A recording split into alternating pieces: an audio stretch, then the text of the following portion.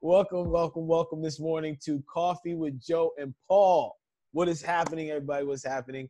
Another episode here. In this episode, I am excited for Joe and I to kick around on this recording because this is something that's been in our life lately. And what I'm referring to is bringing our true selves to every situation that we are in. Whether in regards to our work, what we do in the world, our relationships, our what's the word I'm looking for? Volunteerism in the world. For sure, yeah. What are the ways that we can bring our authentic selves to a situation without being, and Joe, I'm going to call it a shifty chameleon because chameleon has this negative connotation, even though it's a beautiful thing. Right. So, what we're gonna do today, if you haven't seen this before, Joe and I discussed this. We're gonna discuss this topic as far as what we do and why we discuss this. Joe and I are both coaches, guides in the world. Joe works with more organizations, leaders, executives. I work with men, organizations, communities. And our objective is to help others get better, help them get what they want. Right. So that's why we have these conversations. So the first part of this conversation, we're going to talk to what are some of the challenges that we may experience or that, Joe and I experience that may relate to you that can prevent us from bringing our authentic selves into a Yeah. Can we do kicking off? Yeah. Can we do a couple minutes on why this even is important? Because here's the thing that I hear. Yeah. All the time I hear the last few years, it's all like, well, you got to be vulnerable. You got to be authentic. Right. And they've become buzzwords. So it's kind of like when I hear someone be like, I just want to get healthy. I'm like, well, A, why? And B, what does that mean to you? Because if you don't answer those questions, you're going to be wandering in the wilderness and you're going to be half-assing it and posturing and pretending. Flag in the wind, man. So part of this conversation to me is why. Let's talk about that why, or else I could think we could be perceived as, or maybe even doing chameleon shit. Well, we're coaches. Let's talk about vulnerability and authenticity. Let's start with why do you think it's really important for the average human being to think about this and work on this and show up in ways where they're less chameleon, more who they are? Ooh. So a question I'm hearing is why it's important. So you said it. There's a lot of the same right now. And to be specific, I'll use the word coach. What the hell does that even mean? And by me specifically not getting authentic, or by me covering up and saying, well, I'm a coach because I do this. That's not authentically who I am. Okay. I consider myself a guide. And the thing for me is I still pretend I'm a coach so I can try to get business. Or I'll pretend like, what you do? Like, is that coaching? I'm like, no. But usually I'd be like, well, yeah, because I want a client. And maybe that client's not for me. So why this is important for me and to talk about is because when I sense it for me, when I'm not really tapping into what I want to express or what I get to express, that gnaws away at me. That eats at me. That has me stuff my stuff, stuff my emotions, my feelings, my thoughts, and then I end up acting out in ways that are destructive. Yeah. So that's my why. Why I think this is why I want to talk to this. Yeah. So that makes sense. So I mean, literally, I think it's the same. Is truth be told, we feel better when we're less concerned about acting a certain way, right? Or using certain language or dressing a certain way. It's a lot of pressure. It's a lot of tension and a lot of stress to be in this place of constantly thinking about, am I doing it right? So that's why I actually think that we have better relationships. We have better physical and emotional health we actually get better results in career and business when we're less concerned about putting on a mask or a show. The other thing too is just, do we ultimately want relationships and businesses that are based on hiding parts of ourselves? Or do we want business and relationships that help us liberate parts of ourselves so we can discover more? We don't learn when we're trying to figure out if we do it right, or if we're thinking too much about what everyone else is thinking, you know? And I think that human beings come alive when we're learning and we're growing. Oh So my goodness. less stress, less tension, less heaviness, less weight, more creation, more production, more results, and more aliveness, because we're learning and we're growing more steadily. That's the why. So, you know, I think we hit that. I think we nailed it. There's probably a million other whys, but yeah, what do you find to be the obstacles, man? Like when you find you're showing up, or people you work with are showing up, or they're hedging, they're hiding, they're not true to themselves. What's going on that's creating that source of tension that makes you show up that way, or makes people show up that way? Attention for acceptance. Mm-hmm. For people to show, like, just make sure I'm getting the question, for people to show up in an authentic way, you mean? Like, what are the challenges, the blocks, the obstacles? There's I think it's acceptance. I think it's self-acceptance. I think it's also awareness of the environment. And when I say that, Joe, I mean, for the person in a scenario, is the environment safer for them to truly be themselves? And the language, man, the language. And I don't mean like the language has to be the same. My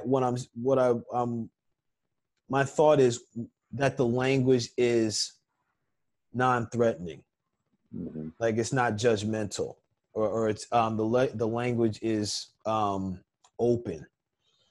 And an example would be like, well, we should do this, or we hear a lot of shoulds, and like, you know, right. Even when it comes to vulnerability, you should be vulnerable.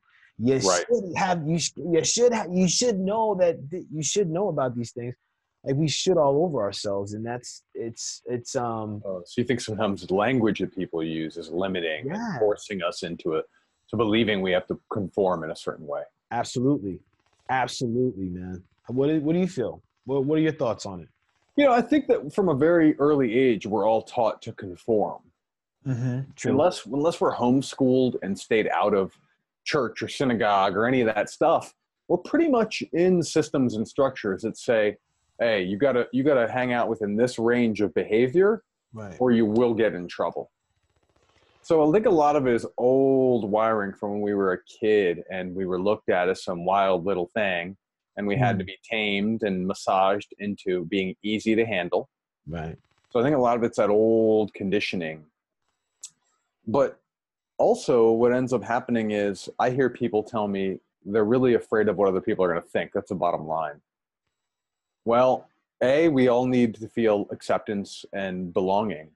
So if I stand out too much, then I might not be part of the group. Someone might shun me. I might get teased, and then, or they might just be quiet about it and pass the game of telephone around the circle, around the community, and say, look, this dude, he's not like one of us. So we're constantly afraid of that belief within ourselves or from others, the messaging that says you're not like one of us. The other thing is just, we don't have a lot of real models for being truly, truly real and authentic. Think about the person in your neighborhood that was kind of out there. They were wacky. They dressed different. They spoke differently. Maybe their yard looked different and you're growing up. If you grew up in a place where you had yards, maybe it's their apartment. What do parents and their kids and everyone else always, man, that person's crazy. Oh, that person's out to lunch. There's something wrong with them. We're taught all the time that if you stand out too far from the crowd, you're crazy or there's something wrong with you. So we don't want to think ourselves, like we don't want to think there's something wrong with us. But a lot of the time it comes down to this kind of language in our heads. They'll know I'm not like them. Or I won't get the fill in the blank, raise, attention, kiss, promotion, sex, whatever, you know, like I won't get Whatever the the job perception is, right? if I don't look like I fit in, if I don't look a certain way. But that's often what it is, right? And so it reminds me of like when I'm helping men with dating, for example, Right. and they're like literally like, well, I can't talk about the thing I'm really passionate about. The thing I'm passionate about, it's so geeky and like no one really wants to hear about it, and some woman wouldn't want to hear about it or whatever, right? Which I know, rolling our eyes, but that's it. Yeah, We tend to true. think that what makes us unique actually is what makes us wrong or bad, or there's something that's not going to be approved by others. So often what makes us unique is the thing that makes us special, which is then how we become approved by others. Right. So a lot of it, I think, is nature. We have to fit in. We have to be part of the tribe. Being kicked out of the tribe in our baser instincts means death. But we have to know that that can't keep us. We're not at that survival stage anymore. No, and I'm going to disagree with you on nature. Nature is for us to be connected. Yeah, Everything's connected in nature. The conditioning is that we have to be accepted. What? right. And when you were saying that about like some of your male clients that would say, I can't say that's geeky. What I was shaking my head was that the energetic and the passion of a man or a person speaking about something they love, that's what really comes through. Right. That's that sex. It's like, oh, that man's he got ambition. Look in his eyes. No, that's true. You know, it's that energetic. It's like, well, you know, listen, I like to trick it with these things, but when I do this, it's like, oh wow, he's passionate about that. And it may sound like most times the people, they'll feel the passion and they may hear wah, wah, wah, wah, wah. And they're still in like, yo, tell me more about that. Right. Because we feel each other a lot more than we hear each other. Exactly. So when someone's passionate, excited, alive, we want to connect with them. We want to spend time with them. We want to know what they're about. Yes, man. We want to be intrigued. We want to learn more, right? And when you fit in too much, what's interesting? It's like, well, I don't even know how to get to know you more because you're not exhibiting anything that's interesting beyond what everyone else does, you know? Oh my goodness, this is bananas. So I want to, because I want us to start to wrap this thing through, right? Sure. And we talked about the obstacles. We talked about the why. Let's talk about what can be done going forward, like a tip or two, because so that way we can flesh a tip or two out. And what would you say is a first step to being authentic in all scenarios and situations? A first step. Well, I want to make it simple. Like, try it and see that you're actually appreciated and it's safer than you think. That's kind of like, I want to simplify it, but I actually think there's some internal work before that. Okay. Yeah. Oh, yes. See, this is a tough one. Maybe bring it down a little bit more, Joe. Right. Yeah. So I'll give one on. I'll try one on. Mm-hmm. I would say the first step is to take stock of yourself. Mm-hmm. Like dive in, like write down all the quirky stuff about you, the good stuff, the stuff you think is bad. People have said it bad. The stuff people said is good. What you love to do. This in itself is this is my first step for people. And I'm telling you right now, this first step is a long one. Because this is for someone, especially in this time, in these times and conditions and with the tools that we have now, the technology, I get to be, and we get to be more engaged with who we are. When we're not doing that, and who we are is like, yo, what I like, what I don't like, what I want, what I do want. People don't think, I can say this all the time, but people don't think about this stuff for real. We go by some, like what this TV says we got to do, or some ad on a website that we see, like, oh, I do need that. No, you don't need shit. Or like, oh, that's what that person's supposed to look like? Oh, is that how a black man's supposed to act in corporate? Is that how a black man is supposed to act in a restaurant? Like, wait, hold up. How do I, what am I experiencing right now? What will make me feel safer? Mm-hmm. And yeah, I think that's, for me, that's the stock. That take stock of self. Take stock of yourself. Right? Yeah, man. Yeah, I think that's very important.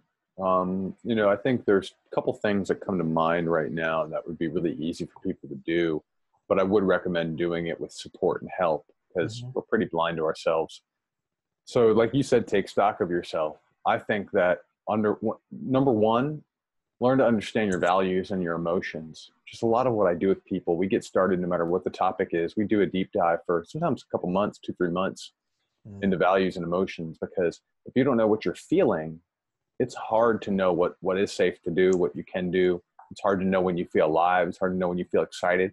It's hard to know when someone out there lights you up and is exciting to you so you can see models. The other thing is with your values. If you don't know what's important to you, right, deeply important to you, you think everything's important. So what do? You look for cues from other people to assign your value and values. So then you're constantly stuck trying to be in that inauthentic place, approving others, hiding, wearing masks. So that's the thing, values and emotions. But then the other thing is take note of the people that you really appreciate in your life. Make a list and write down the things about them that don't fit the mold, that are unique, that are quirky, that are weird, that what are the things that they get passionate about, which are not in the mainstream. Recognize the people that you care about, that you love, that you appreciate. There's a lot about them that doesn't fit in. So when we start to see ourselves more clearly, when we start to see who we appreciate more clearly, we start to see that it's like, oh yeah, being in this mold of always trying to fit in actually is not what I love. It's not what makes me feel good. It's not what other people respond to. It's not what I respond to. Right. You know? Yeah. I like that. Wow. You brought some gems, man. I had to write some of those down. Those are, oof.